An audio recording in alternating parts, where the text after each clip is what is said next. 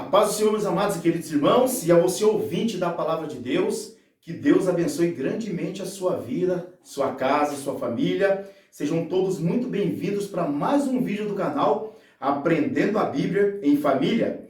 E no vídeo de hoje eu quero compartilhar um texto da Palavra de Deus que está registrado no livro de Apocalipse, capítulo 2, a partir do verso 8 ao 11, que fala sobre a igreja de Esmirna. Antes de irmos para a leitura, eu quero pedir, se você gostar, deixe o seu like.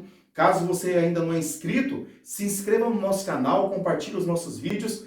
Roda a vinheta, produção.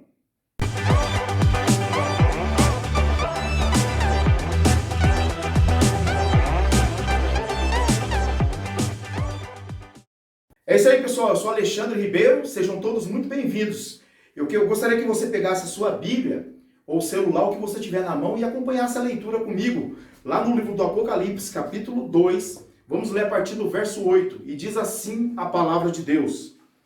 E ao anjo da igreja em Esmirna escreve: essas coisas diz o primeiro e o último, que esteve morto e tornou a viver. Conheço a tua tribulação e a tua pobreza, mas tu és rico. E a blasfêmia dos que a si mesmos se declaram judeus e não são, sendo antes sinagoga de Satanás. Não temas as coisas que tens de sofrer, eis que o diabo está para lançar em prisão alguns de entre vós, para ser dispostos à prova. E tereis tribulação de 10 dias. Ser fiel até a morte, e dar-te-ei a coroa da vida. Quem tem ouvidos, ouça o que o Espírito diz às igrejas. O vencedor de nenhum modo sofrerá o dano da segunda morte. Bom, pessoal, o texto que nós acabamos de ler, primeiro nós precisamos entender que quando João, que era o último apóstolo do Senhor Jesus Cristo ainda vivo, isso nós estamos falando lá no final do primeiro século, ele foi aprisionado por causa da palavra de Deus na ilha chamada Patmos, e foi ali que Deus deu a João a revelação do Apocalipse. E quando Deus revelou o Apocalipse para João, Deus pediu para que João enviasse 7 cartas às 7 igrejas que estavam localizadas na Ásia Menor. E esta carta que João direciona à igreja em Esmirna, logo de início, como era comum nas demais cartas, é uma apresentação. Quem está enviando a carta? Quem é que está mandando essa mensagem? É o próprio Jesus. O texto narra que é aquele que esteve morto, mas que voltou a viver. Falando do Senhor Jesus Cristo, que ele morreu, mas ao terceiro dia ele ressuscitou. E a carta continua dizendo que o Senhor conhecia aquela igreja, ele conhecia o que a igreja estava passando. Eu conheço a tua tribulação e tua pobreza, mas tu és rico. Ou seja, era uma igreja que não tinha nenhum poder aquisitivo, era uma igreja pobre aos olhos dos homens, mas aos olhos de Deus essa igreja era rica. Contrapondo a igreja em Laodiceia, que era uma igreja rica, uma igreja com poder aquisitivo muito grande, mas quando Deus olhou para aquela igreja, Deus disse que eles eram pobres, miseráveis, cegos e nus. O que nós aprendemos com essa passagem? Que não adianta ser rico aos olhos dos homens e ser pobre aos olhos de Deus. É melhor você ser pobre aos olhos dos homens, mas ser rico aos olhos de Deus. Era o que estava acontecendo com essa igreja. Embora era uma igreja que não tinha nenhum poder aquisitivo, os irmãos eram pobres, não tinham condições nenhuma, mas era uma igreja que se manteve fiel ao Senhor e à sua palavra.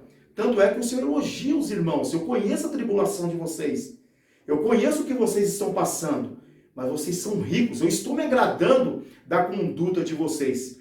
Eu não sei o que você está passando, qual é a sua condição diante de Deus. Muitas vezes nos preocupamos com o que as pessoas vão pensar de nós.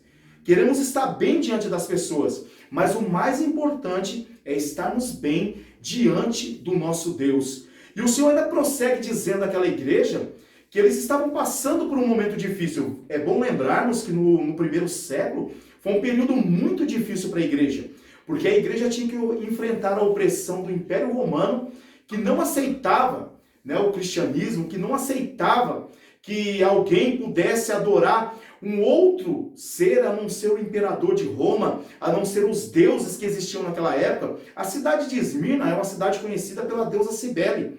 Era uma deusa muito famosa na cidade. E ela tinha muitos adoradores. Mas os cristãos que estavam ali, eles aprenderam que somente deve se adorar a Deus e e só a ele prestar culto. E isso fez com que essa igreja sofresse muito, nos primeiros séculos, sofresse perseguição e até o martírio. E a palavra do Senhor para os irmãos da igreja de Esmirna é que Deus conhecia a tribulação deles e que a coisa ainda ia apertar um pouquinho mais. Olha só que coisa, o Senhor falou, vocês ainda a coisa vai apertar um pouquinho mais, vocês vão sofrendo um pouco mais, né? Vão ter algumas tribulações, e quando o texto narra ali tribulação de 10 dias, não significa 10 dias literais.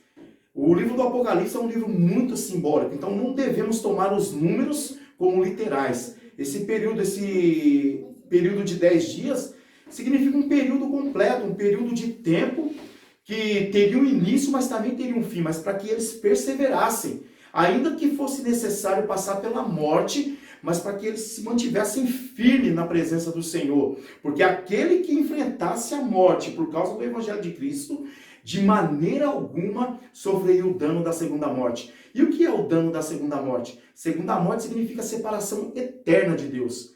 Então, meus amados e queridos irmãos, a morte física não é o nosso maior problema, porque todos nós iremos passar por ela um dia. O nosso maior problema é a morte eterna, porque a morte eterna significa separação eterna de Deus. Muitos irmãos ali morreram? Sim, muitos irmãos morreram. Muitos irmãos enfrentaram o martírio por causa da palavra do Senhor, mas eles morreram na confiança, eles morreram na esperança, como disse Paulo. O viver para mim é Cristo e o morrer é lucro. Então que Deus abençoe grandemente a sua vida. Eu não sei o que você está passando, e eu também não posso fazer nada por você, mas há um Deus que conhece a sua tribulação. Ele sabe o que você está passando. Então persevere, fique firme, que um dia Ele há de nos recompensar. Que Deus abençoe grandemente a sua vida. Se você veio até aqui e não deixou o seu like, deixe o seu like. Compartilhe os nossos vídeos com quem você conhece. Deus abençoe, meu querido. Deus abençoe, minha querida. E até o nosso próximo vídeo. Fiquem com Deus.